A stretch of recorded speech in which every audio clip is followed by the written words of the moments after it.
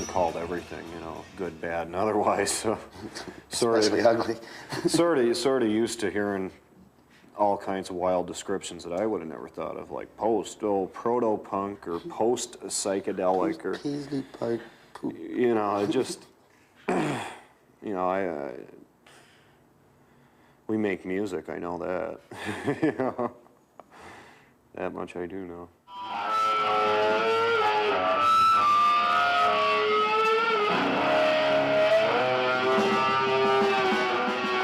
Husker is the only alternative to people who really want to experience rock and roll right now. If you want to go out and dance, all the dance bands now, it's all high-technic stuff. Pink Floyd got pigs floating overhead. Husker Du interacts with the audience. It's the only place where people can go out and really feel the music and experience what's going on with the band. I think they're great. They play with a lot of heart and a lot of belief and a lot of integrity. And I don't think you can ask for anything more than that for music. They used to be the worst band in Minneapolis. They used to suck. I used to come and yell at them. But now, they're one of the best, if not the. Why? Because they did it all by themselves. They just kept on building. They got in a van and kept touring. Everybody else that I've come in contact to has never, ever done it by themselves. They've always had somebody behind them. You know, some money makers.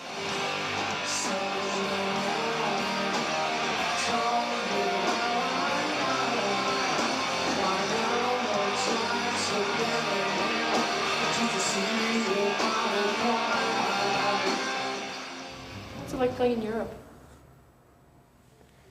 It's sort of like playing over here in the United States, except you're in a different country. Good answer.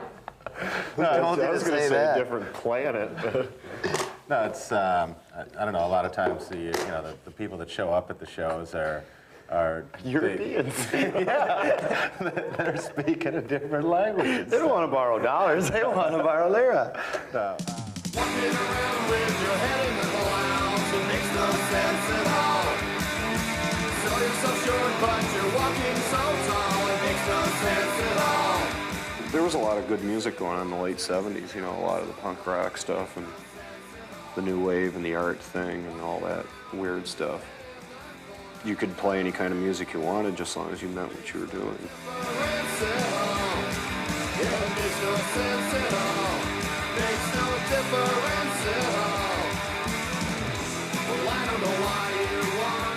What can I say? I think that they're really a phenomenal band of incredible energy, and both in terms of their productivity, their eagerness to stick at it regardless of how much money they make, and their ability to write new songs.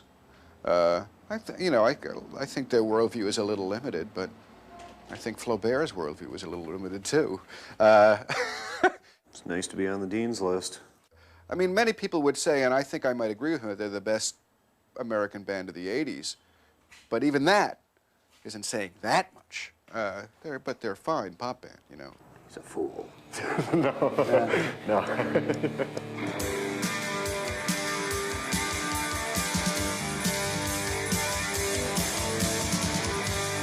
Turn the world on with her smile. Who can take a nothing day, suddenly make it all seem worthwhile? But you got and you should know it. The general climate is real conducive to people being creative. You know, just the atmosphere around here. It's real positive, you know, there isn't a lot of backbiting and stuff like that. Nobody's pulling favorites in this town. Nobody's like really competing against each other unless it's on a real good-natured level. You know, it's the Midwest. We got to be honest here. I mean, it's hard work and all that stuff. You know, it's really true, I think. It's a weird thing. People could take this the wrong way, but we're awfully good at what we do. We're awful good musicians, and we're good songwriters, and we're good people. And this is what we do the best, so this is what we work at the hardest. You know, and if you're good at what you do and you work real hard at what you do, you find the reward from that.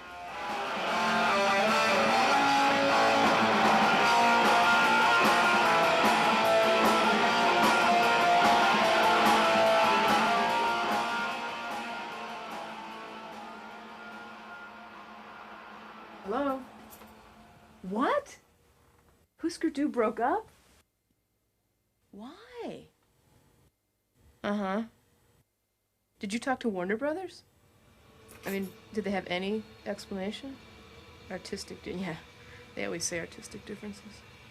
The late 70s, early 80s new wave period in the Twin Cities spawned a lot of bands that livened up the local club scene for years. The two bands that really made a name for themselves nationally and eventually signed with a major label are the now defunct Husker Du and the Replacements.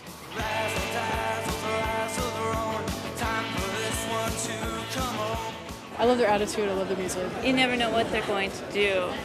Well, I like the Replacements before they got really big. Because, I don't know, their heads got really big or something. So I went to their last show and they were just drunk. And they weren't any good. If getting someone's attention is the key to being successful in the recording industry, I'm sure the Replacements will have a big future in the recording industry, because they're nuts. I think I've seen them destroy more equipment than any other band in the record industry. Oh, I hate them. Yeah? Why? You really want to know why? Are any of you guys the Replacements? No. Because they don't know how to play guitars, they don't know how to sing, they don't know how to do anything. They're just guys who pick up guitars and then all of a sudden they're famous. I wish that would happen to me. The Replacements, you guys are sick. These guys have quite a reputation. A lot of people say they're successful in spite of themselves. I was really looking forward to meeting these wild iconoclasts.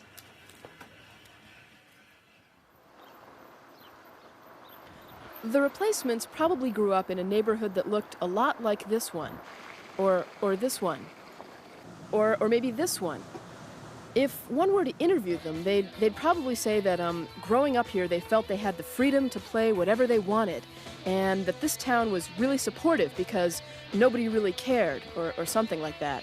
And maybe we could even see some parallels with Prince. I don't know.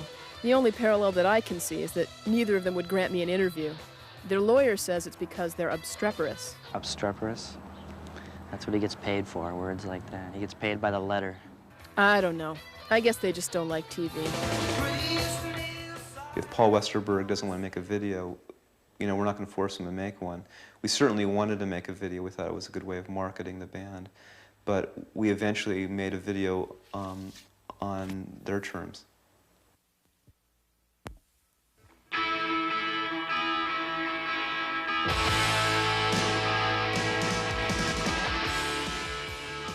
The visions are a lot more mature than I think most people would give them credit for.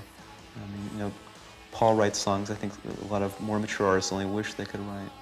I think they challenge themselves. It may have something to do with, we're talking about the Minneapolis scene, with not being from a major city like LA and not trying to fit into certain molds that are created in scenes like Los Angeles and New York. In order to play clubs out here, maybe you have to be a specific kind of group.